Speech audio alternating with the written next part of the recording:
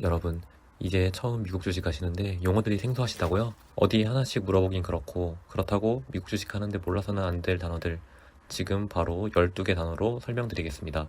재미로 알면 좋을 단어들부터 시장의 흐름을 읽는데 반드시 알아야 할 단어들까지 오늘 이 영상 하나에서 모두 설명드리겠습니다. 안녕하세요. 세상의 금융 정보를 빠르게 전하는 빅이어입니다. 먼저 실적 발표에 관련되어 있는 용어들입니다. 첫 번째, 어닝콜. 분기 실적 발표 직후 CEO 및 CFO가 애널리스트들과 진행하는 컨퍼런스 콜입니다. 경영진이 미래 실적을 어떻게 예측하는지에 대한 내용으로 발표된 실적 못지않게 향후 전망치를 담은 가이던스도 중요합니다. 실적 발표가 난 후 주가가 상승하다가도 어닝콜 내용에 따라 주가가 하락하는 경우도 많이 있습니다. 재미있는 건 CEO의 목소리 톤이나 특정 단어의 사용 빈도를 AI로 분석해 바로 반응하도록 투자하는 기관들도 꽤 있다는 것입니다. 두 번째, 어닝 서프라이즈 또는 어닝 쇼크. 시장의 기대치와 실제 기업 실적의 괴리를 의미합니다. 주가는 이미 예상치를 선반영하기 때문에 단순히 그 기업이 흑자를 냈는지가 중요한 것이 아니라 시장이 예상한 것보다 얼마나 더 잘했는지를 또는 못했는지를 결정하는 것입니다. 서프라이즈가 나도 잠재적인 기대치를 못 맞춘다면 주가가 떨어지기도 하며 이때 시장은 이미 그 호재를 다 반영했다는 것을 의미합니다. 진리의 선반영이라는 말이 있는 이유가 바로 여기에 있습니다. 세 번째, 불마켓 또는 베어마켓. 불마켓은 추세적 상승장, 베어마켓은 추세적 하락장을 의미합니다. 불마켓은 황소가 뿔을 아래에서 위로 올리며 공격하는 황소의 모습이 상승장을 연상시켜서 이렇게 부릅니다. 반대로 베어마켓은 곰이 앞발을 아래로 찍어내리며 공격하는 모습이 주가가 아래로 내려가는 약세장을 연상시키기 때문에 이렇게 부릅니다. 주가가 전고점 대비 20% 이상 하락했을 때를 보통 베어마켓이라고 합니다. 두 용어는 시장의 흐름을 판단하는 기준점이 됩니다. 월스트리트의 랜드마크는 상승장을 의미하는 황소인데 만지면 부자가 된다는 말이 있어서 사람들이 인증샷을 많이 찍곤 합니다. 네 번째, 산타랠리. 연말에 주가가 상승하는 일이 많은데 이 시기가 성탄절 정도라 산타가 주는 선물이라고 많이 하고 그래서 이때 상승하는 장이면 산타랠리라고 보통 부릅니다. 연말 보너스 유입, 기관이 포트폴리오 재조정, 그리고 절세를 위해 매도하는 미국 사람들이 재매수하는 현상이 복합적으로 작용해서 나타나는 하나의 계절적인 현상입니다. 미국 주식 투자자들이 이 시기를 기대하는 경향이 있는데 만약 산타랠리가 오지 않는다고 하면 내년은 험난하겠다라는 식으로 미래를 점치는 사람들도 있습니다. 다섯 번째, BP. 이자율이나 수익률을 나타낼 때 사용하는 최소 단위로 100bp는 1%를 의미합니다. 사실 이런 용어를 쓴 이유는 퍼센트에 대한 퍼센트를 말할 때 발생하는 혼란을 방지하기 위해 사용합니다. 예를 들어 금리 5%에서 0.5% 인상이라고 하면 오른 금리가 5.5%가 된 것인지 5.05%가 된 것인지 모호하지만 50bp 인상이라고 하면 정확하게 5.5%라는 것을 알 수 있습니다. 보통 채권 수익률이 10bp만 움직여도 수조 원의 자금이 이동하므로 소수점 투자기까지 정밀하게 소통하기 위해 이런 단어를 사용합니다. 추가로 말씀드리자면 금리를 25bp 조정하면 베이비 스텝, 50bp 조정하면 빅 스텝, 75bp 조정하면 자이언트 스텝이라고 부릅니다. 다음으론 시장에서 가장 영향력이 큰 존재들에 대해서 이야기해 보겠습니다. 여섯 번째, 연준. 물가 안정과 최대 고용을 위한 미국의 중앙은행 시스템입니다.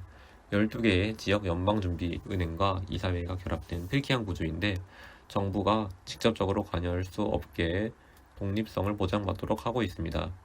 그 이유로는 정권이 표를 받기 위해 돈을 풀 때 페드에서 같이 가담하면 결국 심한 인플레이션으로 국가 경제가 망가질 수 있기 때문이죠. 전 세계 기축통화인 달러에 발행권을 쥐고 있으며 기준금리 결정과 자산 매입을 통해서 글로벌 유동성을 직접적으로 통제합니다. 연준 의장의 발언 한마디에 담긴 매파적 긴축 또는 비둘기파적 완화 뉘앙스에 전 세계 투자자들이 모두 주목하고 있습니다. 물론 독립성을 가지긴 하지만 연준 의장과 이사들은 미국 대통령이 임명하고 상원의 승인을 받아 지명되므로 정부가 사실은 간접적 영향력을 가지기는 합니다. 현재 연준 의장은 제롬 파월이고 트럼프가 다음 후임으로는 케빈 워시를 지명한 상태입니다. 일곱 번째, FOMC. 1년에 8번 연준 이사들과 지역 연방은행 총재들이 참여하여 통화 정책을 결정합니다. 회의 후 발표되는 성명서와 공개되는 점도표가 투자자들이 관심을 갖는 핵심 내용입니다. 점도표는 위원들이 예상하는 미래 금리 수준을 점으로 찍어 나타낸 표로 향후 금리 인상 또는 인하 시점을 가늠하게 되는 가장 중요한 지표가 됩니다. 금리 점도표에 따라 시장의 스탠스가 많이 바뀌기도 하죠. 여덟 번째, 매그니피션트 7. 미국 증시의 큰 비중을 차지하는 7개 빅테크 기업인 애플, 마이크로소프트, 알파벳, 아마존, 엔비디아, 메타, 테슬라를 지칭합니다. 과거에는 5개 기업인 팡이 높은 비중을 차지하며 단순 플랫폼 성장에만 집중했다면 2023년부터 나오기 시작한 마그 7은 인공지능, 클라우드 컴퓨팅, 자율주행 등 미래 산업 인프라를 독점하고 있습니다.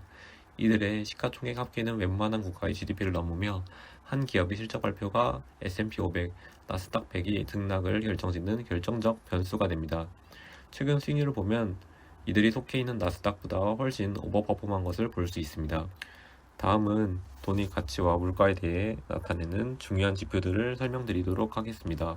아홉 번째, CPI. 소비자가 구입하는 상품과 서비스의 가격이 얼마나 올랐는지 인플레이션을 나타내는 대표적인 척도입니다. 그리고 여기에는 변동성이 너무 큰 식료품과 에너지를 뺀 지수가 근원 CPI라고 불립니다. 이게 중요한 이유가 연준에서 공식 목표를 전년 대비 2%로 잡았기 때문에 이 위로 나오면 연준에서 금리를 올려야 할 압력이 높아진다는 것입니다. 현재 관세와 전쟁 이슈로 인플레이션 압력이 커진 상태이기 때문에 더욱더 주목해서 봐야 할 필요가 있습니다.